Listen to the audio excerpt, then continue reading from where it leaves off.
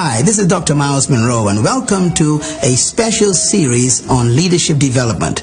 Of course, at Bahamas Faith Ministries and Myles Munroe International, we are dedicated to building leaders and training leaders to become an agent of change.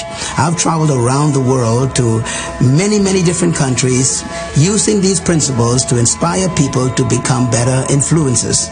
And for you to become a leader, of course, it's very important for you to know a few basic principles. First of all, you must believe that you were born with the capacity to influence other people and the world. Secondly, you must believe that you possess the potential and the ability to influence the world with your gifts. And thirdly, you must believe that you were created by God and born in this generation because whatever you have, your generation needs. That means you are significant to the world. And today I am very honored and pleased to introduce a wonderful series of teachings that are going to be focusing on developing the leader in you and the leader in other people. I trust that you will enjoy every segment. I encourage you also to make plans to be with us on these special programs. Take notes, get your iPad or your notepad and write down the principles. And I also want to remind you that you can receive all of these different sessions in a special package on leadership development. If you're interested in actually using these for your personal training, the training of your staff, or maybe developing people under your care, then you are free to have access to this wonderful material. And I say that it took me years to develop this material, and I hope that you will benefit from every session. So let's get started as we look at discovering the leader in you and developing the leader in others. Our special program on this station today as we study leadership in depth. Join us right now. If you're going to influence society, you must be the leader in that area. And when we talk about leadership, one of the things that we are running into from time to time is a historical problem. We are all suffering from miseducation. We have been educated right out of our own self. We have been trained to not trust ourselves. We've been conditioned not to believe ourselves. And we've been specially brainwashed to never know ourselves. And this is a reality in our region. That's because our history is a history of oppression. Oppression is designed to devalue the oppressed. Oppression's goal is to break the spirit of the oppressed. What does one mean when one says break your spirit? This concept of breaking the spirit of a person means that you control their thinking until they surrender. That's breaking their spirit. As long as somebody is willing to fight, their spirit is not broken. But when a person surrenders to the context or the environment or to the powers that be and decide, I'm not fighting anymore, I have to accept what is, that person's spirit is broken. And, of course, the oppressor has succeeded. This has happened to us in the Caribbean. Most of us hate to admit it, don't want to even know it. And the saddest part of it is we are suffering from it and don't know. Broken spirits. So we have come to agree with the history of oppression that we are not capable of leadership. And that leadership is only reserved for an elite group of people who are definitely different from we are. And they are chosen somehow by the gods to be superior to us. And so we have surrendered to that context. And they even remind us to read my lips. Stay in your place. You know your place, they say. This concept is real. It still is real in your country right now. We don't talk about it. Matter of fact, I sense it many times myself because I travel through this area of the world. There are people who would assume that I sit second class. Many times my wife and I would walk up to the airport, in some airports, and they call for first class, and we step up. And the person would repeat, I said first class. And the implication is you cannot be first class on an aircraft going from here to Zurich, Switzerland. That's the assumption. They look at my pigmentation and they assume. I think you misunderstood the announcement, they said. Well, that happens here in your hotels, in your banks, in your insurance companies. It's still happening, where people wonder, what are you doing here? Problem is, you and I have accepted that unconsciously. So when we talk about we having a leadership series, most of the people stay home because they are still controlled by the oppressive idea that leadership is only for an elite group of people who are specially gifted.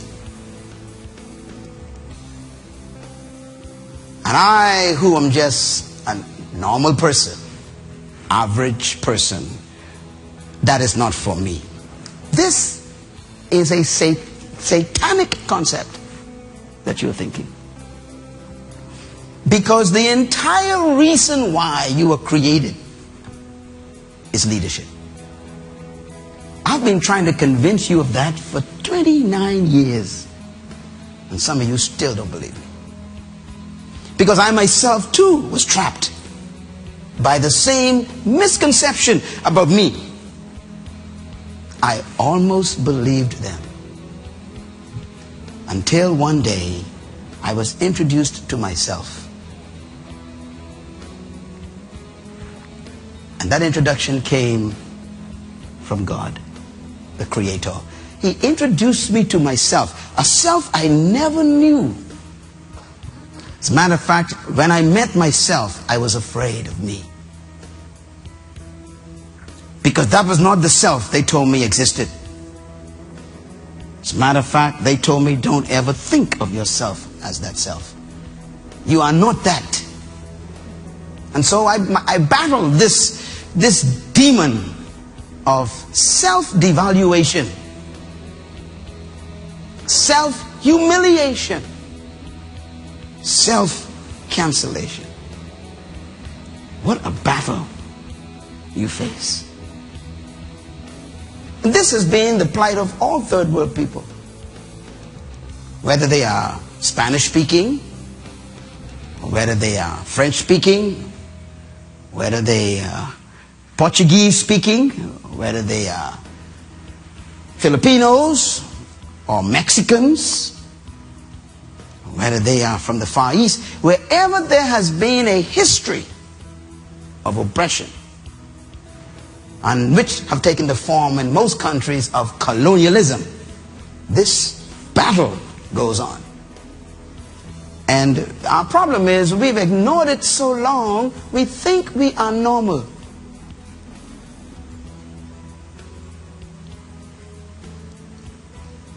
So I want to talk to you for a few minutes about how to become yourself. How to become the leader that you were born to be. But this is my second segment on keys to discovering your personal leadership. I'm not talking about leading people first, because you can't lead people until you know who you are. All of my approaches to leadership training has to do with you first. You don't need a position, you need a disposition. You don't need power, you need to be empowered. And so the problem really is not about people not following you. The problem is you ain't worth following yet. Because you don't even know who you are. Leadership is therefore first personal. Then it's public. And this is the reason why we must first deal with personal leadership. This goes for children and for teenagers and for adults. We all have to discover ourselves. I want to begin with a statement. Look at this picture. I like this picture. First of all, leaders are interesting people. The difference between a boss and a leader is a boss always says, go, do that. But a leader always says, let's go and do that. And there's a big difference between the two goals. Leaders don't say go over the cliff. They say follow me, and then they jump. They lead you into the unknown because they've seen the unknown. It is called vision. So leaders are always initiators. Most of the people in the Caribbean and in Central America and South America are timid. They call us passive. Passivity is a result of training. It's not natural to be passive. It is not natural to be timid. You are trained to be timid. Your culture has trained you to not express yourself, to not vent your thoughts. Matter of fact, one of the ways they taught you it is like this. You ought to be seen and not heard. Sounds familiar? That is from our history. So the slave and the maid and the servant would be in the house. You wouldn't even know they're there. You'll see them once in a while moving. They are to be seen. Our whole countries are like that now. How dare you question America, they said. You are to be seen in the Caribbean, but not heard. We don't want to hear your opinion about anything. We will tell you what you will do. That spirit has produced a people who are so passive that they never make things happen. They watch things happen. What a tragedy. That must change now. You know how old you are? If you don't change that now, your children will be victims of other people's initiatives. It's time for you to jump and tell everybody in life, I'm not waiting anymore. Write this down. Leaders don't wait. If you are a leader, you're always willing to jump first. And sometimes you're not sure what's at the bottom, you know. But your confidence in your capacity to fly or swim is bigger than your fear of what's at the bottom. Which means that your belief is in yourself, not the bottom. That's where leadership begins. Let's talk a little bit about where this leadership lies. This is from one of my books. This is from my heart. Deeply embedded in the nature of man is the spirit of rulership and leadership authority. I'm convinced of that.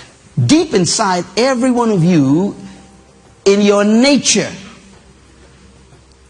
is the spirit of leadership. I am sure of that. Now, most people will die as followers. We know that. But all of them carry with them in their human DNA the spirit of leadership. Many times it may surface at different moments. And because of your cultural training, you bury it quickly. We call it giving you peace of my mind. That's your leadership showing up. But you are trained to suppress it. You are conditioned to never resist anything. Be nice. Cooperate. Be submissive. These words, they have trained you to believe them. But inside of you, there is a natural inclination to lead.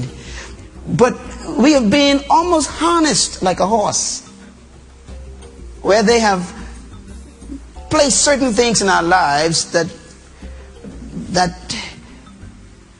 administer pain if we move it a line. They come by threat. They come by intimidation. They come by instilling fear in you if you do certain things, like losing your job if you resist something. They got these pressure points, like a horse. You control a horse by pain. When you put that stirrup in that horse's mouth, that bridle, that hurts the horse. When you pull it, it hurts the horse, so the horse turns to stop the hurt. That means you're not controlling the horse. The horse is responding to pain. And that's what they've done with humans. The culture has put a bridle in your life which tells you, don't go in that direction. We will give you pain. My hope is that before this series is over, you will by yourself spit the bridle out. That you will regain your natural stallion spirit. Anybody feel that in the mind? That's what I want to see. I want people to capture themselves and say, wow, this is me. Yeah. That's a struggle we have to deal with. In one of my books entitled The Spirit of Leadership, I give you two definitions. One is called the Spirit of Leadership, and the other one is called the Leadership Spirit. They are different.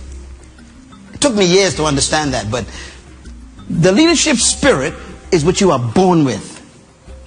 But the spirit of leadership you have to learn. So everyone has the first one, the leadership spirit. But for you to become the leader that you have to also capture the spirit of leadership, which has to do with a conversion of your belief system about yourself.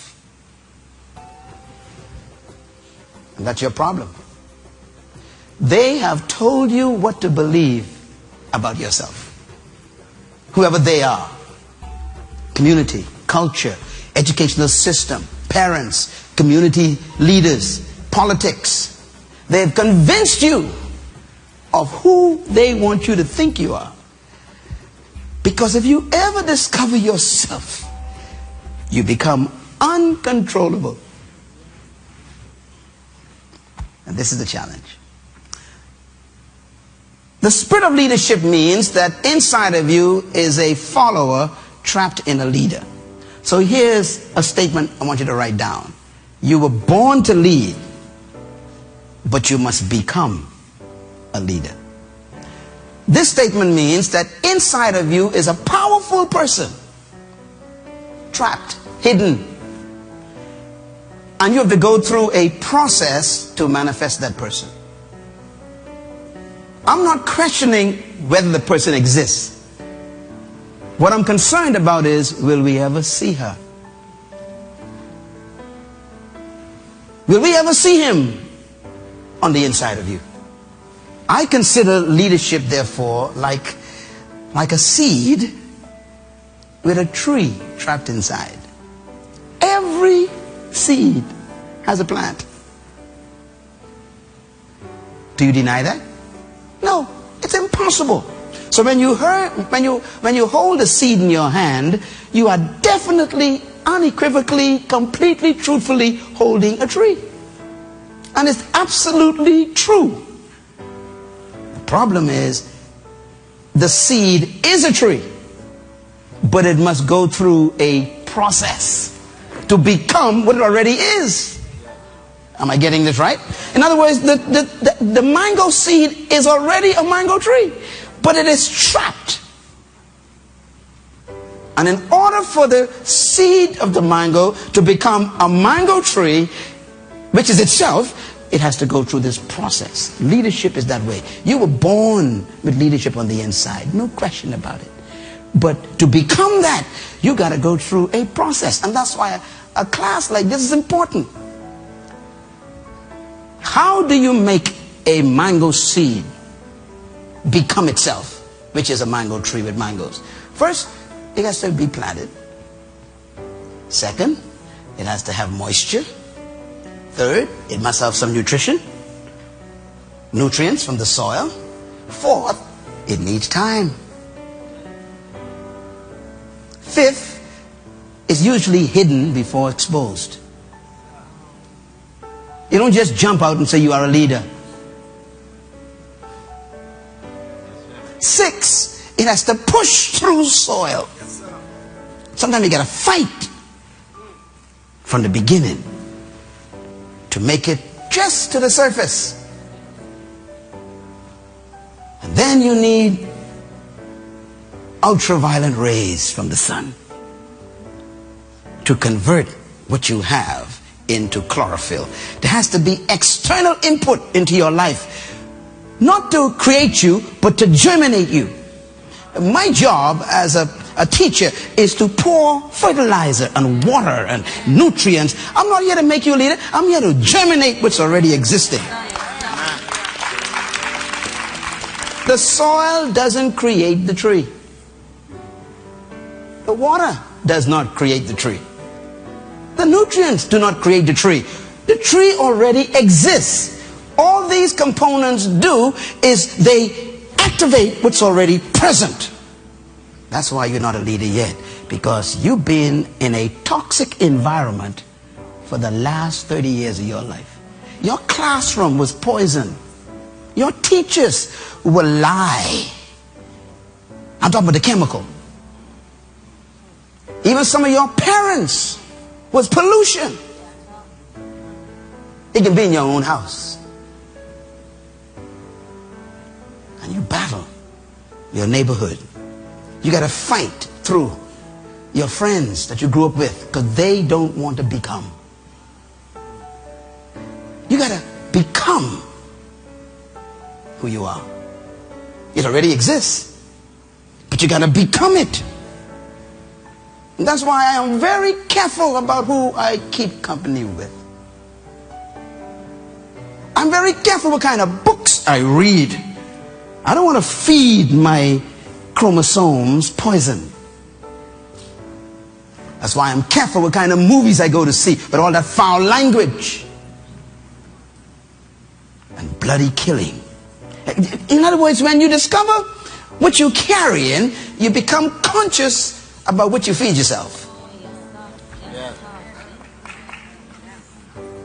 We just don't care where we are, do we?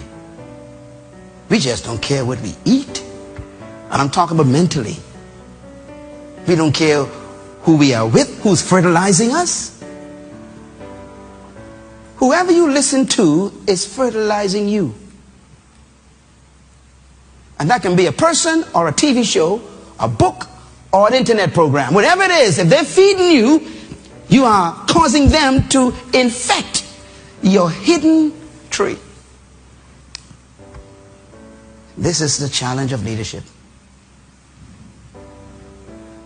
I mentioned to you that everybody was born to be a leader. Please write this down. You were created to lead, but not to lead people. Now, this is a difficult concept when I teach it all over the world, because your culture tells you to be a leader, you need followers. I disagree. Now, don't get me wrong. I used to believe that. I was taught, and the Chinese have a proverb, I think, that kind of reinforces it. It says, he who think he leadeth and hath no one following is simply taking a walk. That's what the Chinese proverb said. Let me say it again. The Chinese says, he who thinketh he leadeth and hath no one following is simply taking a walk. I used to believe that. I don't believe that anymore. First of all, I don't believe you need followers to be a leader.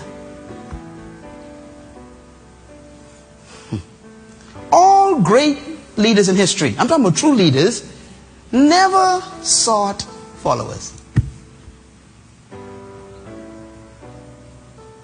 When a person seeks followers, that is proof to me that they are not leaders.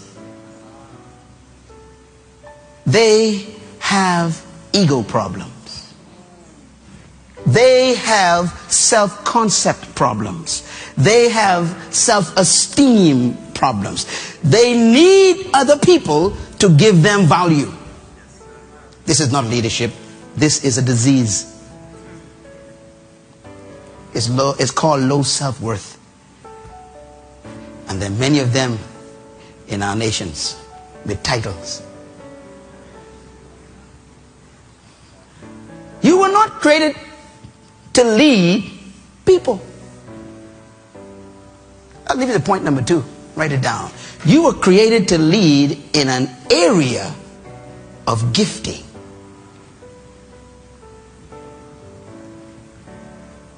You were designed by the Creator to deliver a gift to your generation.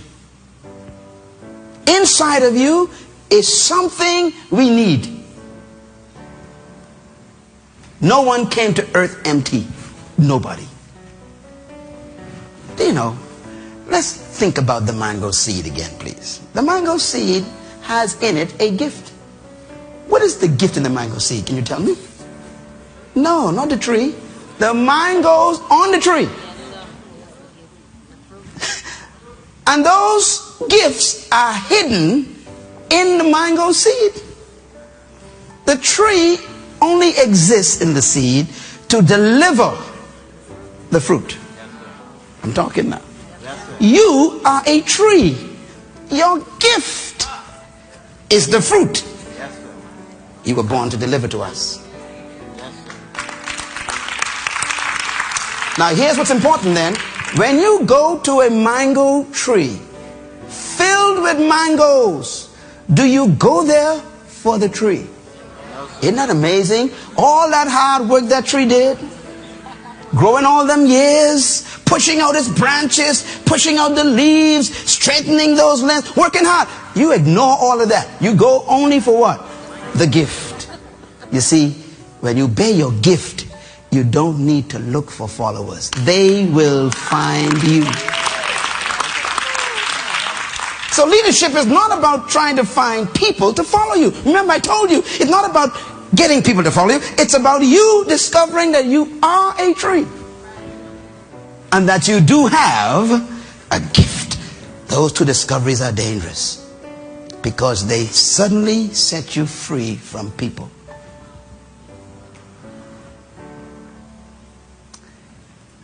I discovered something about fruit trees, you know. They never bring their fruit to you. Write that down quick. See, when you know your gift, you don't need to promote it. It promotes itself. And they will seek you out.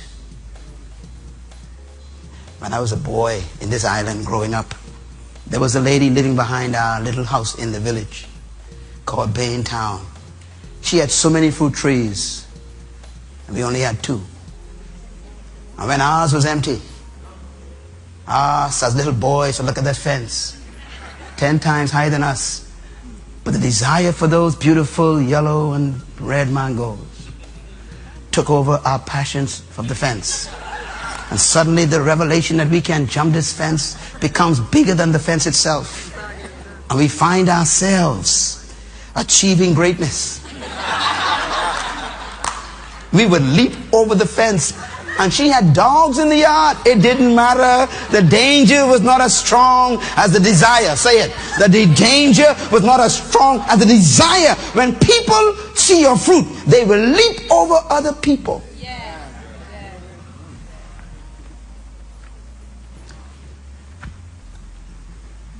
The invitations I get from around the world. I've never once in my life asked anyone to invite me anywhere. When you develop your gift, refine your gift, first you got to find it. then refine it. And during this series, I'm going to teach you how to find it. Because if you are going to become the leader you were born to be, which I know you are, you're going to have to discover what your gift is. See, if a mango tree decides one day it's going to be a banana plant, the mango tree is confused. And some of y'all are trying to be something you are not now. That's why nobody could find you. At least the point number 3, write it down. True leadership is born when your gift is discovered and you serve it to the world.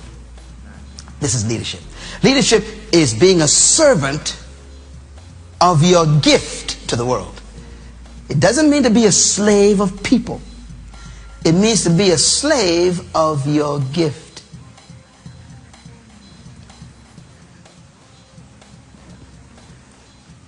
I'll just quote this now, but we'll get back to it later on in the series. In the 20th chapter of Matthew, when they were fussing over who was the leader, you remember the fight they had among the disciples, and they were saying, who's the greatest, and I'm the greatest, and I'm the greatest, and who's the greatest. And Jesus overheard them arguing about leadership. And he said, why do you want to be like the pagans who like to lord it over people?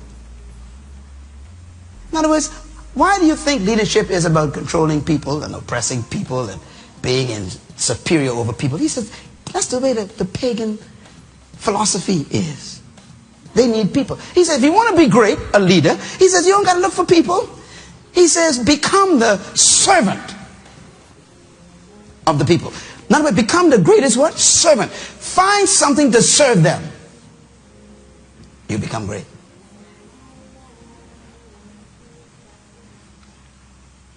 The greatest among you, the one who will be the greatest among you, is the one who is serving everybody. The question is, what are you serving? That's that gift we're talking about. You know, do you know what makes a mango tree so attractive? Its gift. Are you with me? So what makes you attractive is when you discover what I am carrying that the world needs. That's when you become dangerous. Oh, I wish I could tell you how this feels. When you know that what I got, ain't nobody else got the way I got it, you become valuable. You become valuable. This is why imitation always leads to being broke. When you imitate people, you'll always be broke. Let me ask you a question. Have you ever gone into a store and saw an imitation bowl of fruit? You've seen them. They look just like the mangoes, just like the oranges. They look just like the banana. So some of you even go anticipating that they're real. Have you ever done that? Oh, tell me, why do you touch them? Tell me, why do you touch them? You touch them because your brain triggers food. So you go and touch it. All of a sudden you realize it's plastic. What do you do after that? You put it down. Do you ever go back there? No. That's why people are avoiding you. They come to you once. They check to see if you are real. And if you ain't got the real thing, they're gone. Leadership. Why do people keep coming back to the real thing? Because they are getting nutrients from it. Don't be plastic. Don't be a cheap imitation of people. This is why it hurts my heart when I see our young people and our old people imitating people. Some of you have never in your life designed your own fashion. Think about it for a minute. How come you never sat down with a pencil and drew a dress you wanted to wear? You know why? Because you look at television, you look at Beyonce, and you decide to imitate this woman. What's wrong with you? So we have a fashion industry built on your lack of self-love. That's too deep for you. Because you don't love yourself, you need other people's clothing to make you feel valuable. It's called fashion.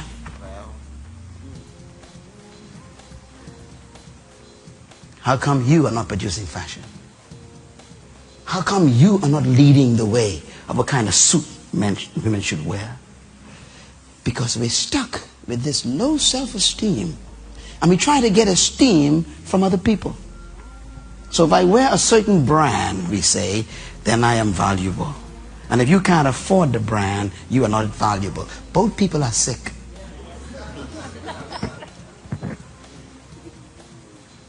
Your gift is what you serve. Lead me to number 4. The value in each human is the gift they were born to deliver to the humanity. Please write this down. The value in each human is the gift they were born to deliver to humanity. That's your value. And by the way, your value determines your wealth.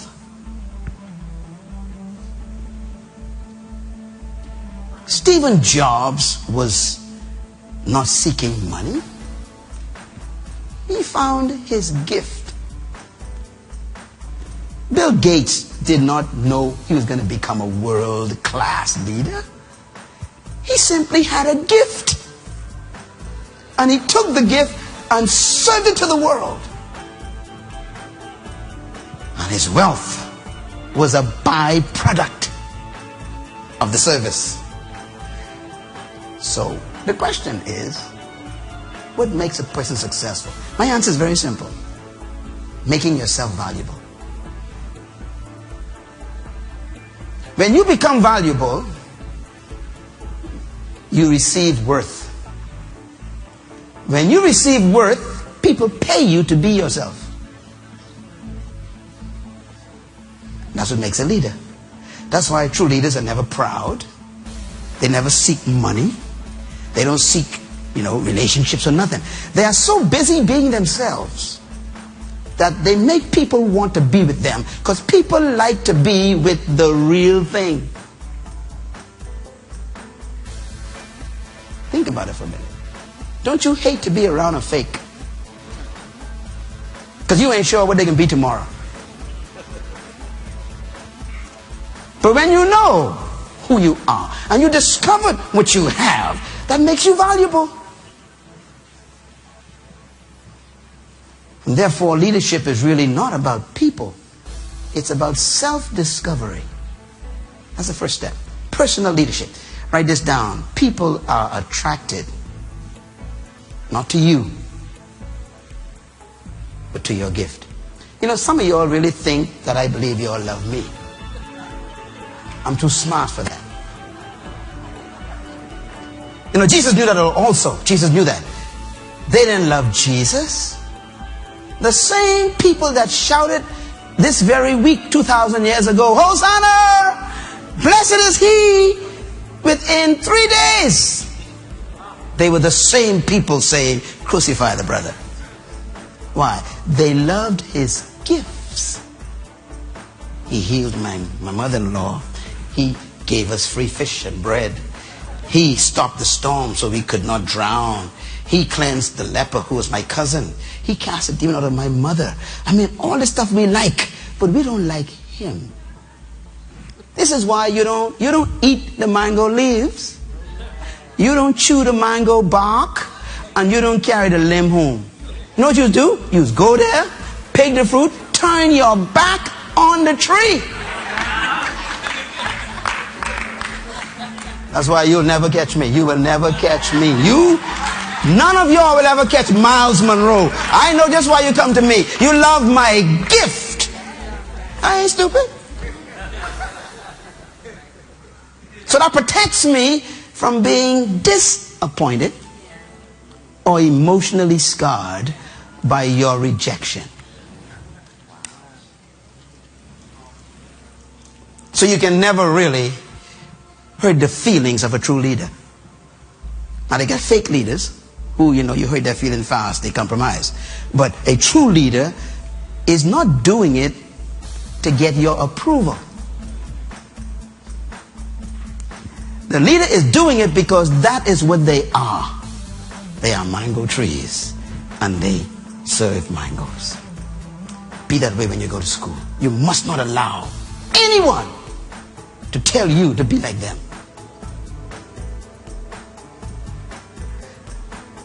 People don't come to you. They come to your gift. This is why most Hollywood stars and music legends die depressed, sick, drug addicts, poor and broke. Because they confused the fans' love for their gift with their love for them. They thought the fans loved them. And the minute they make a mistake, the fans sacrifice them, burn them up. And they walk away saying, I thought you all loved me. And so they start taking drugs to try and ease the pain. Let me tell you something. They ain't coming to you, sister. They coming for your song. When your song finished,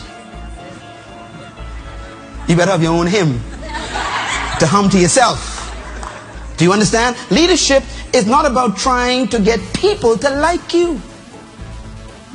Leadership is about you committing yourself to serve the people no matter what, and to serve them with dignity and with class.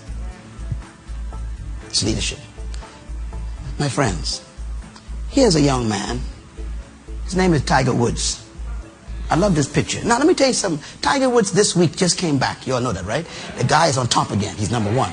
Now, do you think they like Tiger? Oh, you know they didn't like Tiger. Now you see, that's why I use him as an example. They didn't like Tiger. They liked his gift. And now he signed a contract again this week. They said to him, you'll never have another contract. But the guy decided, I may have a problem, but my gift ain't going nowhere. Come on, somebody. One thing with your gift, it never leaves you. Now you can abandon it. He decided, no, I still got this gift. And I'm going to weather the storm. I'm going to make the right decisions. I'm going to confess my mistakes and my wrong and my sin. I'm going to redeem the time. I'm going to put my energy back in this. I'm going to fight through all the criticism and all the hurt and the pain and degradation and all the stuff they say about me. I'm going to still come on that court knowing what they think, because my gift is still with me. You got one of them. You have a gift. It never leaves you. You were born with it. We may never see it, but it's still there. You can take a mango seed and put it on the tiled floor in the lobby up there. And leave it there for 50 years. Question, is the tree still in it? Yes. That means you can be around for 90 years and we never saw you. Because your culture and your friends and your environment is like a tiled floor. Sometimes you got to relocate yourself to find yourself.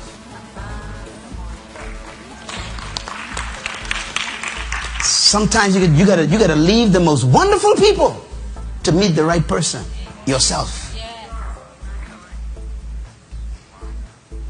It's about finding yourself, his gift. Let me tell you something. This is my philosophy. This is Myles Munroe's philosophy of leadership. Number one, I believe that trapped in every follower is a hidden leader. Write that down. That is true. I believe that. Jesus believed that. That's why he didn't cancel fishermen and farmers. He knew they were not just fishermen. He actually told the fisherman, I'm going to turn you into a fisher of men. You think fish is the only thing you can catch? Inside of you is a catcher of humans. You're going to influence humans. You're going to do what you did to fish to people. He saw in that fisherman in that little village a leader who would change the world. Trapped. Number two, you were born to lead, but you must become a leader. Number three, You possess the potential and the capacity of leadership. This one is very important. Having the potential and the capacity doesn't mean you will have the experience. Again, let's take a look at the mango seed on the tiled floor. The capacity to become a mango tree still exists. The potential to become a mango tree still exists. But it is trapped and may never come out because that seed has never been placed in the right environment. So it is with a human being. You possess the capacity to lead, but you've been convinced by your history and your culture that you ain't got the capacity to lead. I consider leaders people who made a decision to reject everyone's opinion. A leader is born when you declare independence from other people's ideas about yourself. And until that happens, you're a follower. As long as you need people to like you, you can never be a leader. I am not in the business of having a love affair with people's approval. This is why most true leaders, they irritate you. The irritation comes from the fact that they wouldn't behave the way you want them to behave. That's what irritates you about them. My philosophy, number 4, is that you were created to lead in an area of gifting. That's why leadership is a personal discovery. That leads to point number 5. True leadership is simply self-discovery. I am, and I have. I am, and I have. I am a mango seed. I have mangoes. What a discovery. I am a mango tree. I have mango gifts. By the way, I wasn't born the way I am talking to you right now. I was born like anyone else in this country, in this island. I was born during the time of oppression. I had to go through a transition. I needed transformation in my own mind.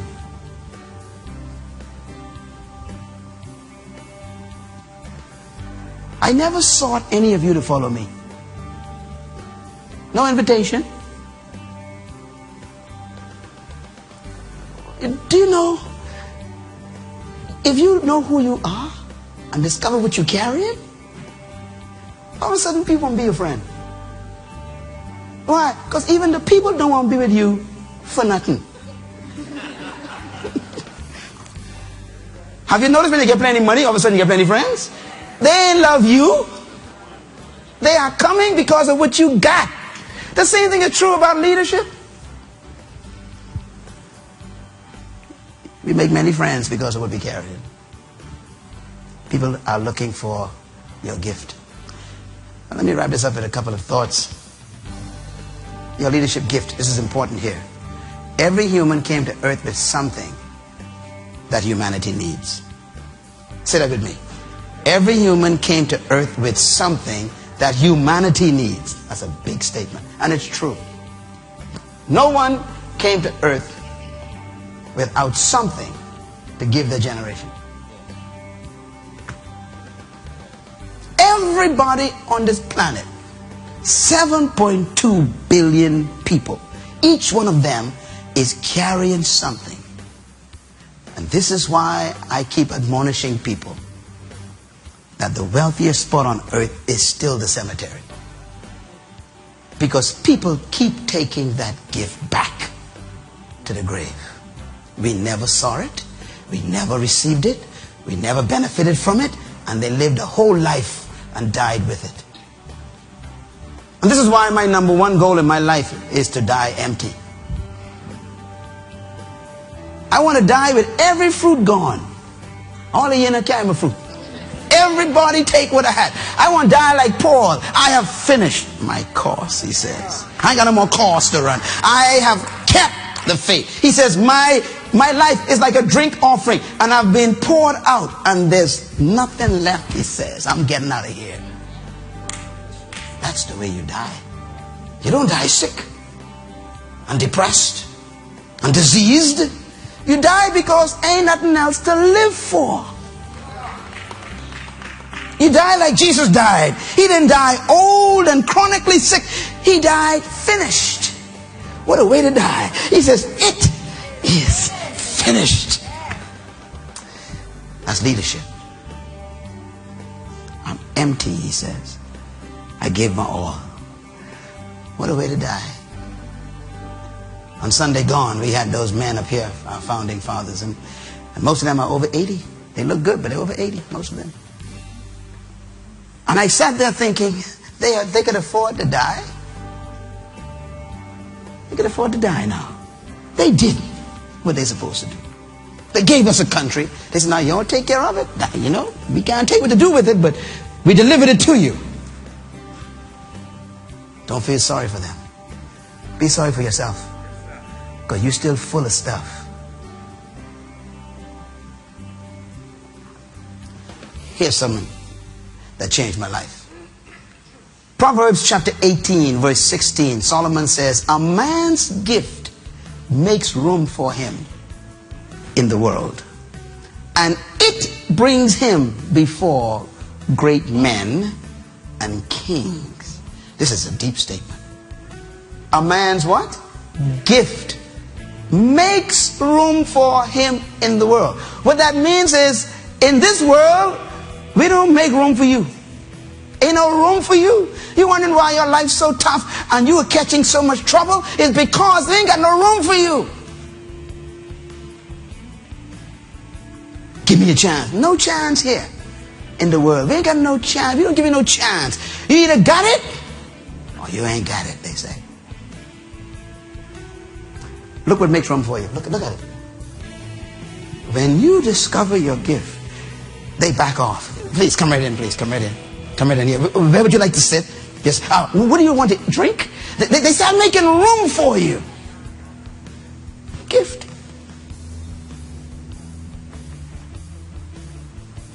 You know, sometimes some of the people in this room travel with me on some trips. And sometimes they'd say to me, you know, Pastor Myles, I can't believe I'm here. I say, here where? I'm with the Prime Minister of this country. I say, no, just why you here? My gift brought us in this room. And you with me? You stay with the gift. It makes room for you.